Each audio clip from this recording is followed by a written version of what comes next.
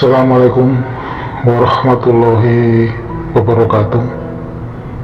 Alhamdulillah,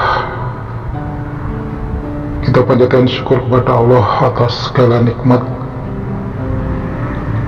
petunjuk, dan pemberian yang lain yang tanpa kita sadari. Terutama sekali bagi kita semua yang masih ditetapkan dalam keadaan hati yang ridho, yang lapang dalam menerima semua petunjuk-petunjuk dari Allah. Terutama sekali untuk rekan-rekan semua yang pada kesempatan hari ini masih yakin bahwa kita dalam rahmat-Nya Allah.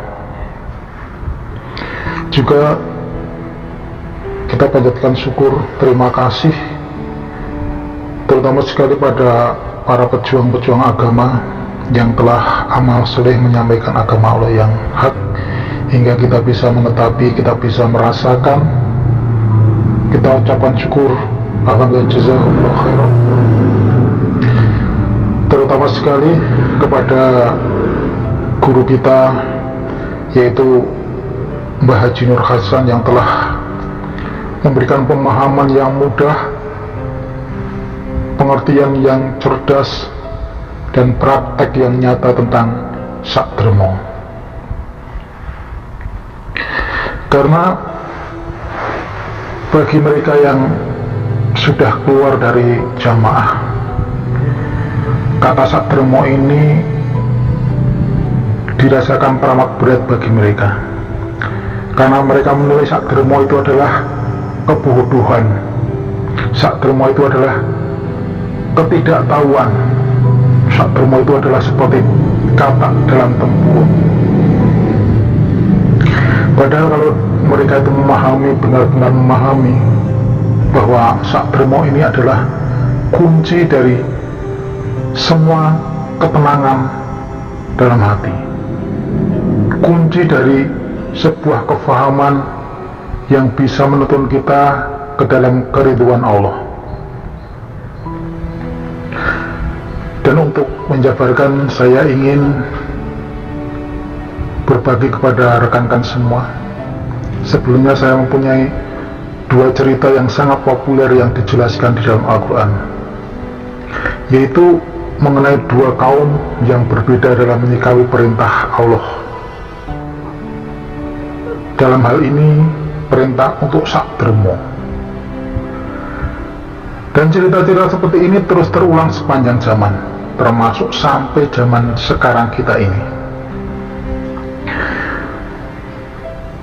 Kisah atau cerita yang pertama yaitu dahulu ada seorang nabi yang bernama Nuh. Diperintahkan Allah untuk membuat kapal atau perahu yang besar. Ini sebagai ujian untuk Nabi Nuh dan kaumnya. Yang beriman saat itu ya taat, sakdermo untuk membuat perahu, kemudian dia naik ke atasnya. Meskipun perintah ini sepertinya aneh dan tidak masuk akal, dan sepertinya mustahil sekali. Hanya iman dan sakdermo yang membuat mereka naik ke kapal. Sementara sebagian besar dari kaum Nuh, bahkan keluarganya sendiri pun tidak mau masuk ke dalam perahu itu, sampai akhirnya mereka bernasib tragis. Kalau kita hidup di saat itu dan diperintahkan untuk naik ke kapal atau perahu itu, belum tentu juga kita bisa taat dan mau naik ke kapal itu. Bayangkan saja kondisi di tengah daratan, di bukit yang tinggi, dikelilingi gurun, dan disuruh bikin perahu, apalagi posisinya saat itu atau musimnya musim kemarau. Sekilas ini merupakan perintah aneh dan mustahil, atau tidak ya, tidak masuk akal.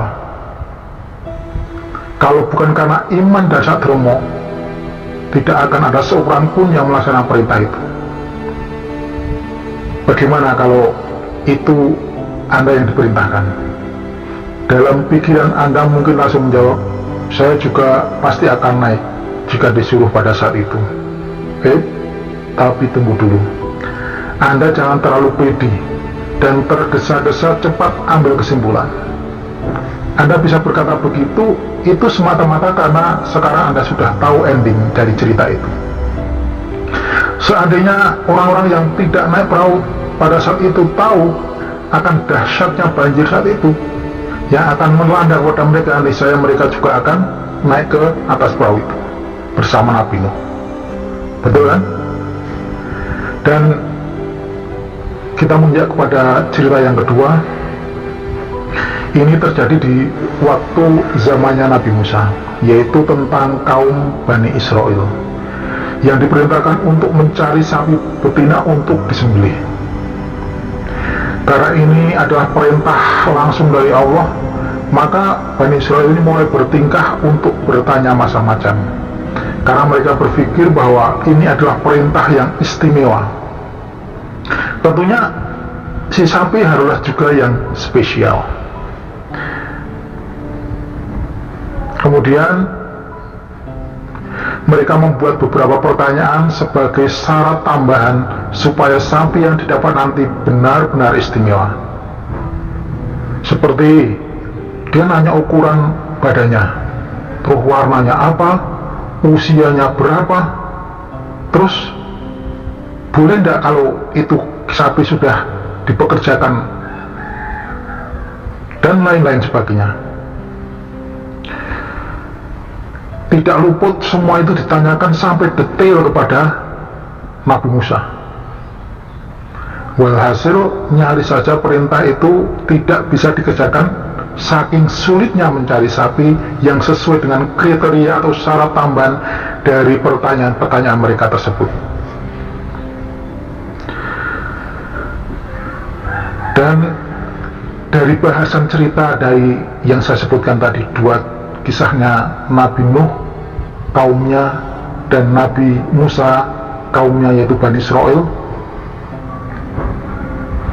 bahwa kedua cerita itu dapat dikatakan bahwa ada kaum yang ketika diperintah oleh Allah maka mereka langsung mengerjakan, bisa taat dengan sak dermo, walaupun menurut akal mereka adalah tergolong aneh dan mustahil, tapi mereka tetap ridho, tetap mengerjakan perintah Allah tersebut tanpa syarat.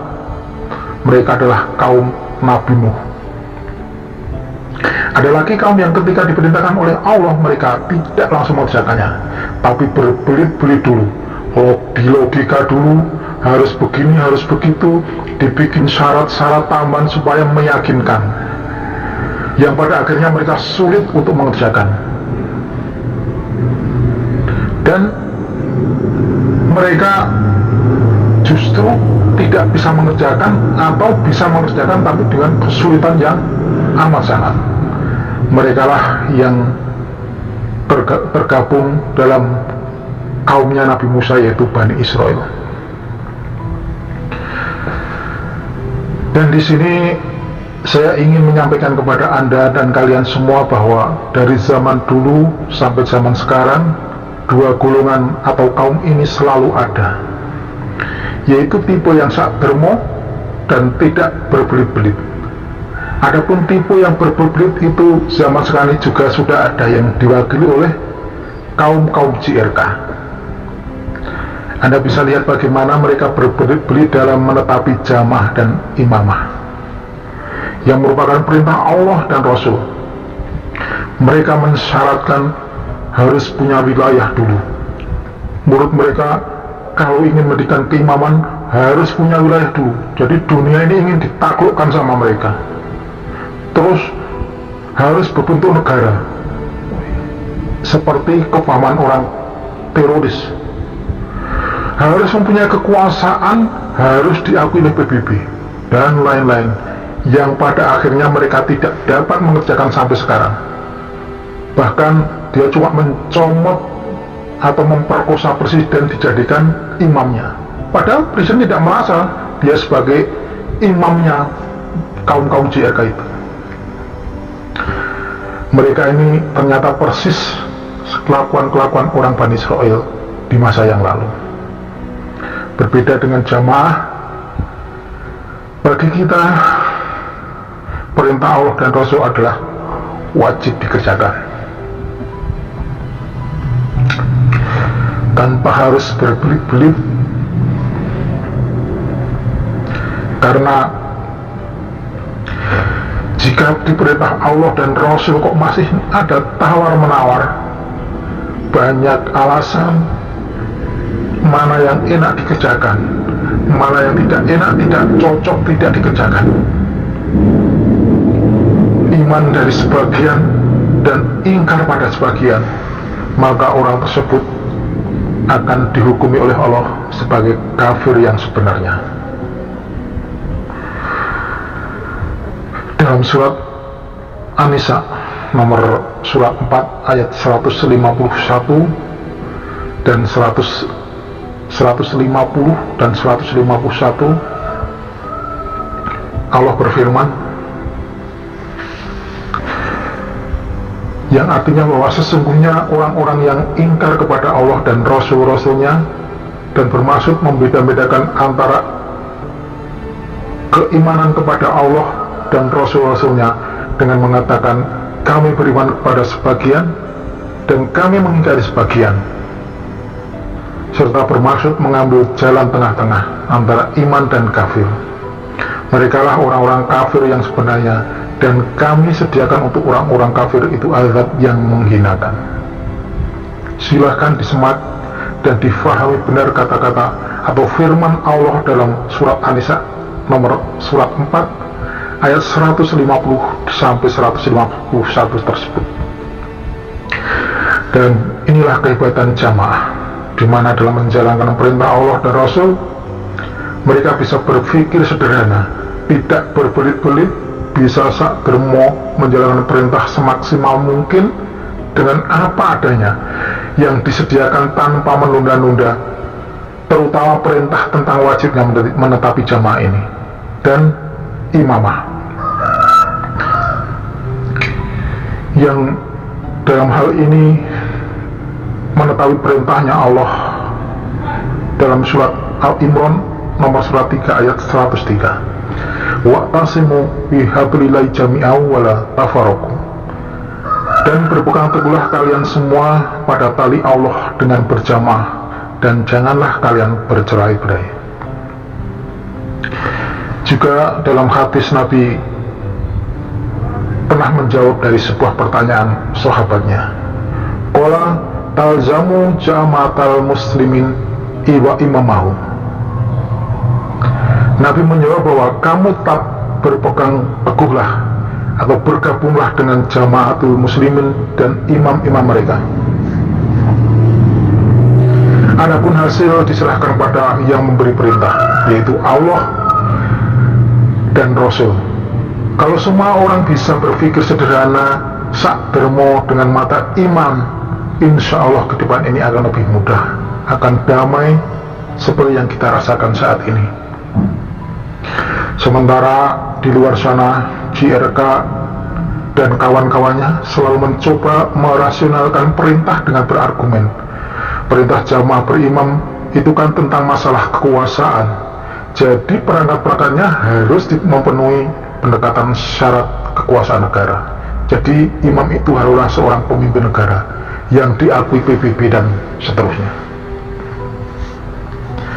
Sama seperti yang Bani Israel rasionalkan, seperti bahwa sang sapi adalah sapi yang istimewa dengan karakter yang khusus, atau sama seperti kaum Nuh yang tidak mau naik perahu, yang merasionalkan bahwa